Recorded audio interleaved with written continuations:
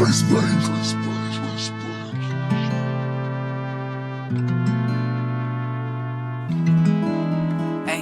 I figured out my key to success. Now I'm locked in. I learned how to open doors like a locksmith.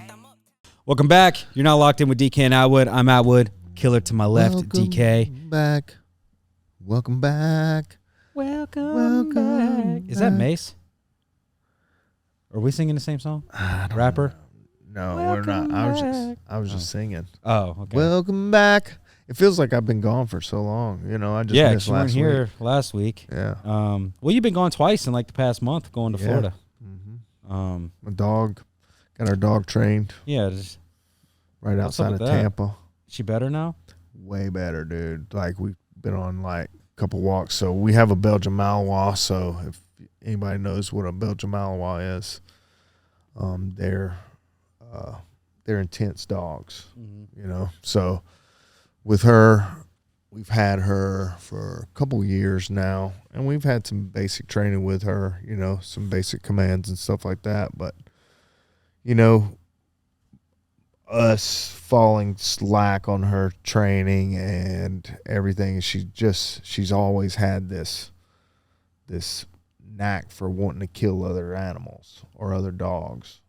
I mean, wanting to just lash out at them. So we were walking our son, and I'm walking her, and she's like wanting to get at this other dog, and I'm like holding her up. I got, you know, the prong collar and trying to, you know, get her to chill. And she nips me in the side of the leg. Damn. And didn't break the skin. I had pants on, and she didn't break the skin or anything. But ever since then, we haven't walked her or took her on walks. You know, we go on walks every day.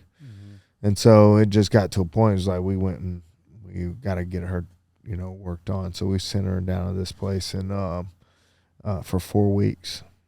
And she got trained, and man, they worked so much with her on like dog aggression and reaction stuff. And man, we've been taking her on walks. Took her on past 2 mornings all the way down like to the beach and stuff, and seeing other dogs running up at the fence, barking like crazy. She'll look at the dog, and you know, you kind of see it in her head. She wants to do something, but she stays. Don't you good. you have 2 dogs, right? Yeah, I have. So 2 how dogs. has she been towards the other one? Oh, they've always been cool. Okay. You know, ever so it's since, just like foreign dogs for her. Yeah, it's just other dogs that she just loses her mind on. You know, dogs on TV, things like that. Yeah. Damn. Yeah. Well, welcome back. Welcome back. So we were trying to think about where to go with today's episode and what to talk about. We did come across a video that I thought was interesting with Henry Cejudo. His coach, they call him Captain. I don't even know his full name. But he's the guy that's always got like the big glasses on. You see him. He's been with Henry since like white the Olympic glasses. White glasses. White glasses. And he's been with Henry since, you know, the Olympic trials. And there's a video that Henry put out of him essentially firing that coach, you know, on film for his camp for his upcoming fight with Marab. So I thought that was interesting. And, you know, you being a coach,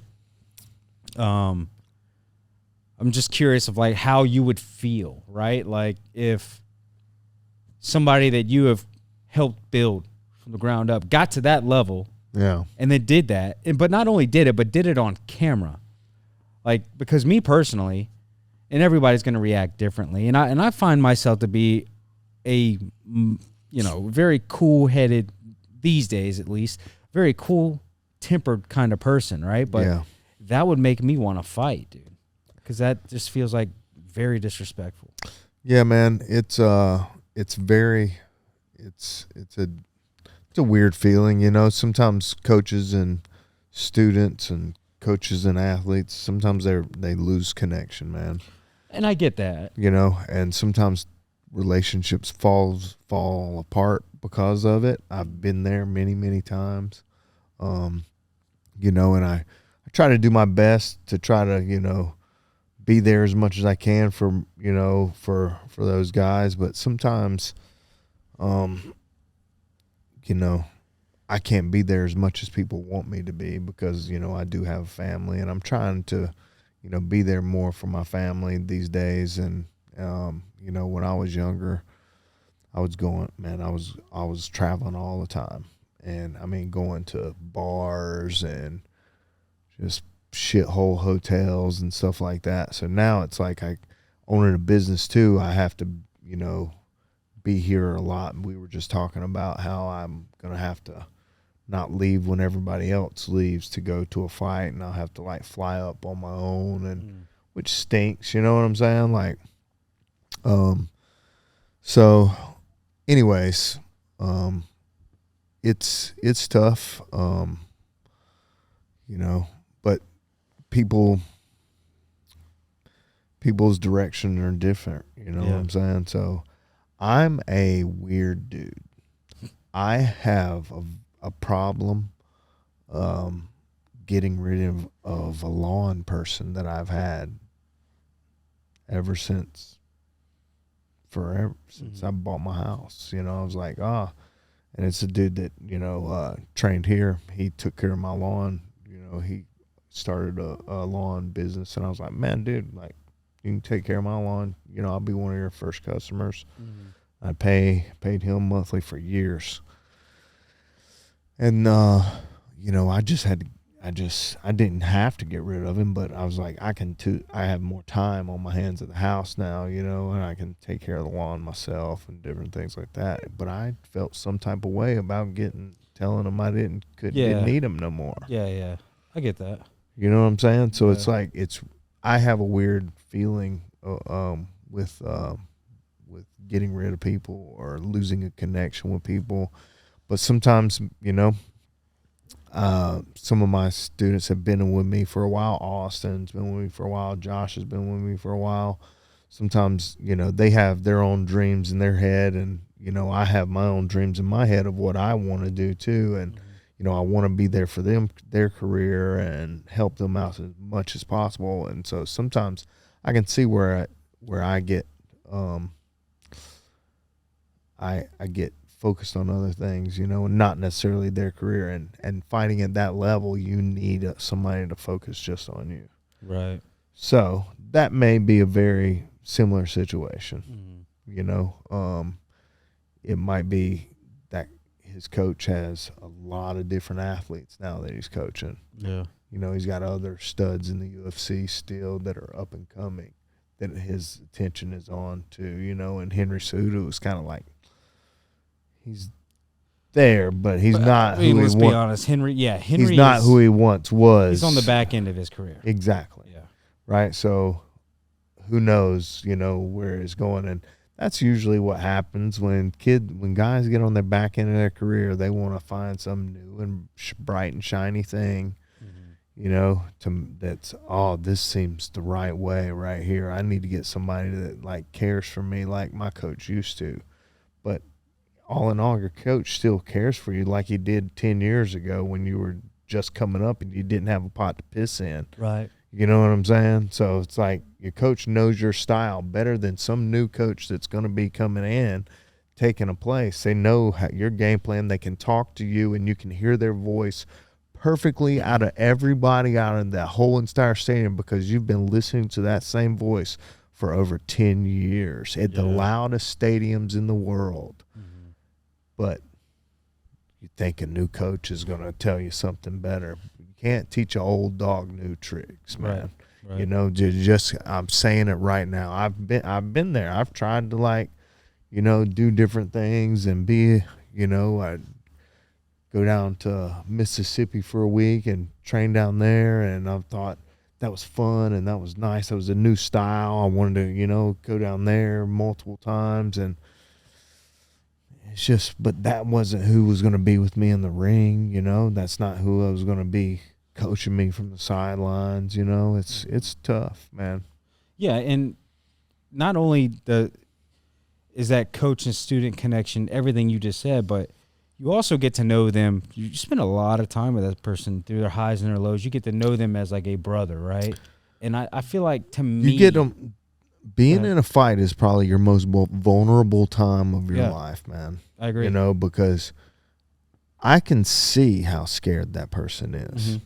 I know. And that's another thing too. You've been there, man. So you see it, and you know what they're feeling. I know how scary it is fighting. Mm-hmm. It's scary. You feel like you're alone. I didn't used to like being left alone in the back, and all my teammates would go out and watch the fights, and I'd be stuck in the back locker room because I'd try to distance myself and just be in my lone little bubble. You know what I'm saying? And I felt alone. You know, I always liked having my team around me, you know, leading up to the fight. So now, you know, a lot of times you'll see me. I won't hardly ever go out and watch the fights. I'll sit in the back with the fighter because they can't leave. Right. You know. So I'll sit in the back and chill and, you know, just hang out there, you know, and stuff. But yeah, it's a scary feeling, man. So it's tough when, you know, somebody doesn't know how you're feeling, and, you know, as a coach, you see them go through second guessing themselves. You know, I can talk about, you know, several different fighters that I've helped with, like, anxiety issues and mental stuff, you know, for their fights, because it's not a fun situation to be going through for anybody. And a lot of people they tell themselves, you know, that they're a bad dude, you know, but then when that fight's coming up and it's getting closer and closer, and you start feeling the stress, anxiety from it. Right. Yeah. I just find the whole thing weird, though, with Henry Cejudo. Like, why would you do that shit on camera? And Henry's known as a very cringy guy, so I guess that's what I'm wondering. That it's pre-planned. The way he reacted and everything too is like, the guy took it very well. He did take it very well. I don't know. I would have at least probably made a face just like, all right, seriously? Man. Yeah. Like, if that's what you think you need to do, you know, then do what you think you need to do. And that's what I try to tell some of these fighters. I was like, man, you know your career better than I know how you're feeling in your career. So you make the choices that you think that you need to make, that you feel like are the best decisions that are going to get you better. Mm-hmm. You know, like, you shouldn't have somebody holding you back from, you know, making a decision that you want to make, you know? So right. It's like, he's just like, all right, dude. And also, it's not like Henry Cejudo's been losing. Yeah, he's only had one fight, right? He's only had one fight. Yeah, but like usually you'll see like a big switch up when guys go on skids. Yeah. You know, so it's just kind of like, that's another reason why it just seems a little weird to me. You know, he might still. It might be like a publicity stunt, and then that's what I'm thinking. On the walkout, right, or whatever, they're going to be like, oh, and he's got his coach that's been with him for so and so long. Since the Olympic trials, he's back for his main event fight. I mean, it could just be a way to hype up the fight, you know, which I believe is, and that's what he tries to do. Yeah, he tries to hype up fights because, let's be honest, nobody gets excited about the smaller weight classes. There's a reason they were thinking about getting rid of the flyweights, which Henry Cejudo kind of saved that division whenever he dropped down from bantamweight. For sure. And Demetrius Johnson, you can't forget about that guy. Yeah, dude. But, like, they've always kind of shit on that division. Yeah. I mean, Demetrius Johnson is probably one of the best MMA fighters, pound for pound, ever. Yeah. You have to put him in that conversation. Like, I'm saying that right. Like, somebody to hip bump somebody in the air and arm bar them before they hit the ground. Yep. Well, he was suplexing the guy. Yeah, he was. It was crazy. Yeah, he was. It was like a boom, so he just scooped him underneath his hips. Boom. What I call my old coach used to call a Polish step. Okay. And hip bump, boom.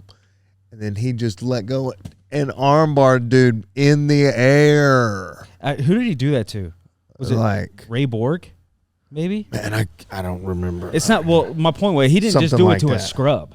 No. You know, like every person that Demetrius He's Johnson like- was fighting at that point in his career was top of that weight class. Yeah, man. And That guy was a true and so his coach, I can't remember his name of his coach's name off the top of my head, but his coach, he was an OG too, man. He's been around the game for a long time and used to train guys. He's fought in like Pride and different things like that. So, but yeah, now that's gonna bug me now. His name. But anyways, yeah. So it's just a weird situation, man. It is for everybody. It is, and I it's agree. just like it's good to be a kind of relaxed coach. I feel like I'm a relaxed coach, and I let people. I'm like, all right, man. Like, if that's what you think needs to be done, and a lot of times if I feel like I don't get asked, I feel like nobody needs my opinion or something. So I have to find myself sitting back sometimes, whenever a lot of times fighters are shy, dude, like with asking for help. They're macho and they want to feel like they know more than what they know. So they won't ask for help whenever, if a lot of times if you need the answers, you just have to ask. I have a really good relationship with Josh, and that man, he asked me so many questions about diet, weight cutting, books to read for your mental game, all these different things. He's like he's hungry for the knowledge. So I mean, but that's why. And I feel like with a coach and a student, it is a coach and student, but just my opinion, I feel like it should always be more than that. Like you don't want to go into battle with somebody who you just look at like in as the military, an authority right? figure, right? Yes. Like you're just like, yeah, it's my sergeant. Like you much prefer to be somebody with a connection, like sure. a brotherhood, right? Yes. So I just feel like a coach and a student should always be on the level of just being able to talk about whatever it is, whether it's a career move or whatever. And I feel like if I were a fighter or a coach and I didn't have that relationship with the other, then kind of like, what are we doing? Yeah. Yeah. So what a coach is a person that you can talk to that you wouldn't even talk to your parents about. Right. Too. Yeah, like a mate. It's somebody like to talk to. Like a best friend. Yeah. Talk to somebody about really important issues that you need some help with. Yeah. Because you feel like you can trust them. And now don't get me wrong, there's people that abuse that. Absolutely. There's people that abuse that, and there's always going to be those types of people. Can't say anything, but you can find a true, genuine coach that cares about you and, cares about your well-being and cares about your future, cares about your life choices, and tries to help guide you in a direction that, is almost, was it Way of the Warrior-esque? You know what I'm saying? Like very, almost like a Buddha, like very just chill and calm and, peace, love, and goodwill towards men, but we'll whip an ass or two if need be. Yeah. So it's, I don't know. But sometimes coaches, they want to take a break too. They get pulled at from a lot of different angles, man. Like, I mean, I'm the head coach of the gym, and so it's like, the more we grow, the more connections that are trying to reach out at me and pull a little bit of piece of me towards them. And dude, you can't be there for everybody either, especially like, in your position, you have a family, a newborn, or is it still considered a newborn at this age? Toddler. You have a business. All of the pro fighters that you coach are also coaches here. Yeah. So, when two of them or more get fights booked at the same time, it's like, and so, hands get tied. You know what I mean? And that's just the nature of the game. Yeah. And sometimes that can get, make it seem like I don't want to be there for certain things, you know, like it's hard to be in at every jiu-jitsu tournament. It's hard being at every MMA fight. It's hard, you know, being at everything for my son. It's hard being at, you know, everything for my kids' competition team on Saturdays, you know, like it's hard being to watching my daughter play softball in college. It's, you know, it's all these different things that you got to try to, you know, find a way towards. Obviously, you know, I'm here the majority of the time. Right. You know? Well, at the end of the day, man, you know, it's like when you go on an airplane and they're going through the safety measures and they tell you in the event of an emergency, your oxygen mask has to go on first before you can help anybody else. So it's, you know, I get where you're coming from. Like, you know, sometimes you might have some free time, right? And somebody's got something going on, and you could go there and do that, but you might just need to make sure you're good and take that free time for what it is, free time that you might not always get. Yep, you know? And that's what you know, sometimes we fall into a little hole like that, and we take a little bit too much free time, and we you know, we take a little bit more, meaning become lazy. That's what I've become now. I am now lazy. No, I've been injured, and so I've been trying to like heal, but I'm not healing. So just got to get back training. And everybody gets into ruts, you know. That's life, you know. But I think, considering everything that you have going on, right? It's not like you're a single guy out here without a family and shit like that. You know, you got a lot of shit going on, and you can only do so much, man. Yeah. And I don't think anybody faults you for that, you know? I mean, I don't think so either. I'm just saying it's, you know, I can see how, you know, Henry Cejudo and his coach might have fallen apart because Henry might need his coach to be there for him more than 50% of the time. Yeah. You know?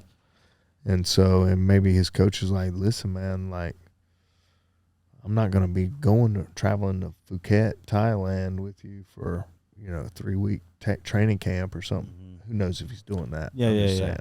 And also, you know, going right back to what we were saying about a coach and student relationship you should be brothers, right? So if one side or one party or the other sees that things might not be aligning anymore, it's kind of their duty to, you know, approach the other person and say, hey, you know. Yeah, and maybe he did that before they went on camera. I think they did. Now, the guy took it very well, you know.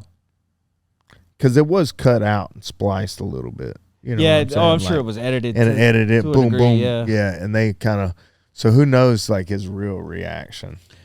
Right. And plus, Henry Cejudo just does all that cringy shit, and the fight is coming up, a way to get people talking about it, you know.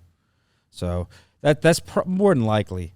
That's probably what's going down. I can't remember if that fight is $299 or $300, him or Merab. I'm not sure. They still haven't announced the main event for $300. John Jones said that they approached him with filling that slot. He didn't say against who, but he's like, nah. He's like, you know, I only got a couple fights left in me, and I want to make sure that he's healed. Yeah, that he's good to go. So there's a lot of speculation on who that could be. And a lot of people thought maybe Leon Edwards and Hamzat, but I'm pretty sure it's during Ramadan. So you would assume that kind of gets rid of any Muslim fighter that they might have, because in Ramadan, correct me if I'm wrong, I don't know if you know, but I believe that they can only eat at night. Yeah. So it's like a 30-day fast. Yeah. So that, I mean, that but training they can only brutal. Eat. Yeah, they can only eat. I think at night. At night, it's between certain times, hours, I'm sure. At night. Yeah. So, so I don't know. That kind of narrows it down. You know. Do you think that you have an idea? If you had to guess who they might have headline that fight?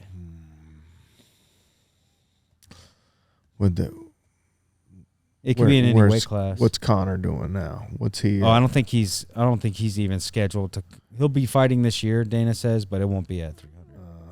No way. Yeah, because I saw some like fake posters and stuff. Oh, that's something that I hate too, man. Because like you'll like, see those, what? you're like, dude, it looks official, and then you see who posted it or something. It's like BJPen.com, and whenever I see it from BJPen.com, I just assume it's bullshit.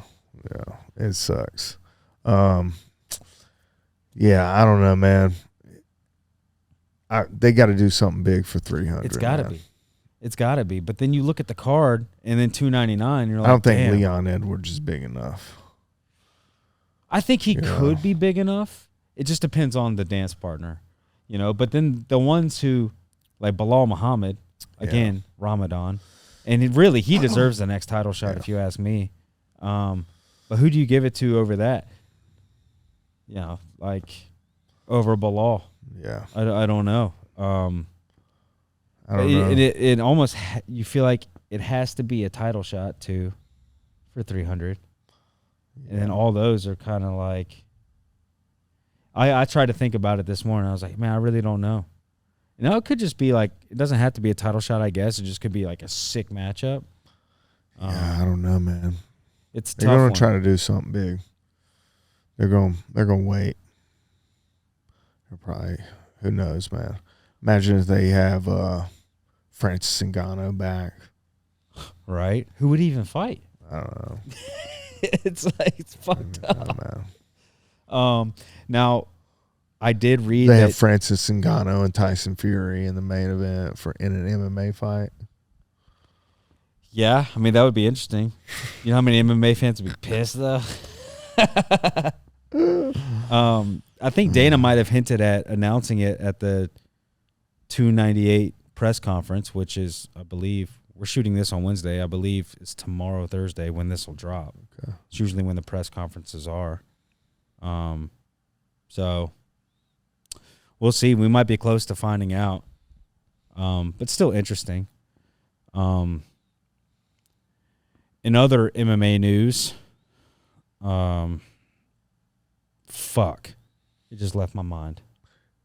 It's gone. I hate it when that happens, dude. It's just wiped away. What the fuck was that, dude?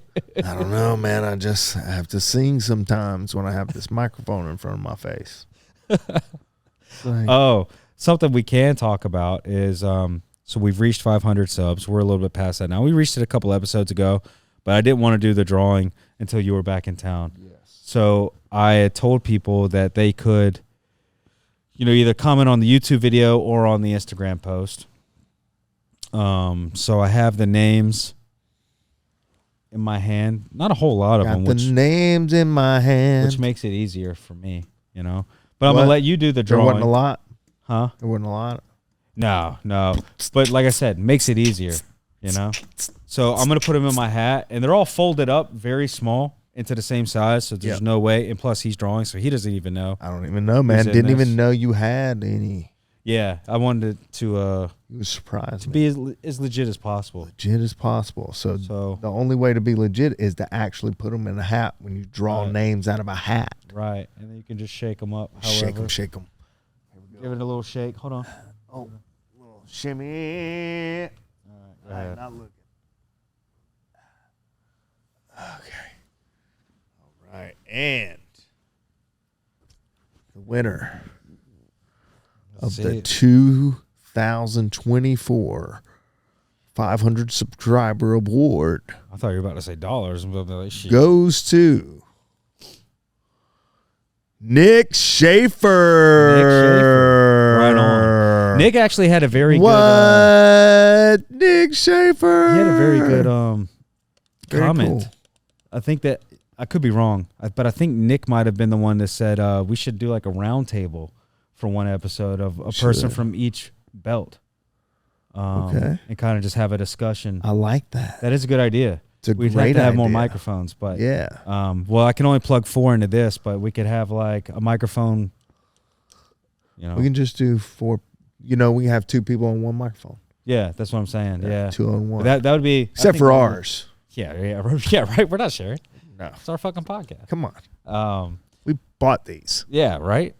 But yeah, I think that'd be a pretty cool idea and a pretty cool episode just to get, point of view for sure in the same episode from different I like that. Yeah. We would just have to decide. I would let you pick. Who, then we can do up and coming MMA fighters that aren't MMA fighters, amateur MMA fighters, and pro. And that'd be cool as well. And Joe. Yeah. And Joe? Joe, you're like a regular Joe. Oh, okay. You're training all the things. I like being a regular you're training Joe. in the boxing. People expect less. You guys, man, you got to see Atwood on the boxing mitts, dude. Atwood's doing boxing work. It's been a work in progress. I've done, I think, like 15 lessons with Nick. So I think I'm just now getting to the point where I'm finally like building a little bit of a base. Yeah. But yeah, I like it, dude. I like it a lot. I mean, I like it a lot. I like it a lot. I look forward to doing it. You know, it's a bit of a cardio thing, but also, you know, learning at the same time. I enjoy it. And Nick, he's a great coach too, man. He's just a good guy. He's a great Nick guy. is a very interesting dude. He's an amazing individual. Yeah, he is. Yeah. He is a man of many talents. Yeah, right. We need to have him back on. We do. Yeah. We do. And one of these days, whenever we travel for a fight, we'll shoot like an episode in the hotel room or something. And then we'll have everybody for sure there, you know? Yeah. I think that'll be cool. So yeah, congrats to Nick Schaefer. We're going to be hopefully like sealing the deal on what it is that we're ordering and getting that done this week. Working on some hats. I'm talking to our guy as soon as we can. It's been a real eventful. Yeah. Yeah. For me too. Trying to get in touch with people, man. Yeah. And then, so we'll get that going, and Nick will hook you up with some merch, and then we'll also have some other merch for anybody who's, you know, local or whatever that would like some, and all that'll just come back into the podcast. Like, we're gonna have to get new chairs soon. Oh yeah, you can see, we got tape on these bitches. Back, yeah, you know, holding in all the foam beans. So yeah. Kind of re-up on some things that we need, which really that's all we really need right now. Yeah, that's it. Everything else is working fine. But yeah, congratulations to Nick. Nick Schaefer. Yeah, he trains here, so we'll be able to talk to you about everything else, and we'll do another giveaway at 1,000. So we got like 470 to go or something like that. Let's keep cranking them, guys. Thank you so much. I'm going to take us out already. Like, comment, subscribe, please. Please share our podcast. That's how we get more subscribers. That's how we give away more stuff. Hopefully, you know, I was just saying, man, one day we get 150,000. I had imagined this. You know, we're 150,000 subscribers, you know, and we're giving away, you know, $1,000 here and there or something. You know what I'm saying? How cool would that be? That'd be cool, man. Yeah, but we're going to need more than 150,000 subscribers. Yeah, probably. I don't even think like 150,000 subscribers. I don't really think that they're making much nothing. Okay. Much money. Yeah, well, but then 1.5 million subscribers. All right. Damn. 1.5 million. That's what I imagined. That was it. That was it. But thank you guys so much. I appreciate you. Yeah. Everything DK said, and the next Embedded we will be dropping in the beginning of March for Austin's fight in Atlantic City. Hopefully he'll get the dub, and then I'll secure some money in the casino. Hey, we'll see. Tropicana. Yep, it's gonna be in Atlantic City at Tropicana for Ring of Combat. Yep. So yeah, appreciate you guys locking in with us every week, and till next time. Boom.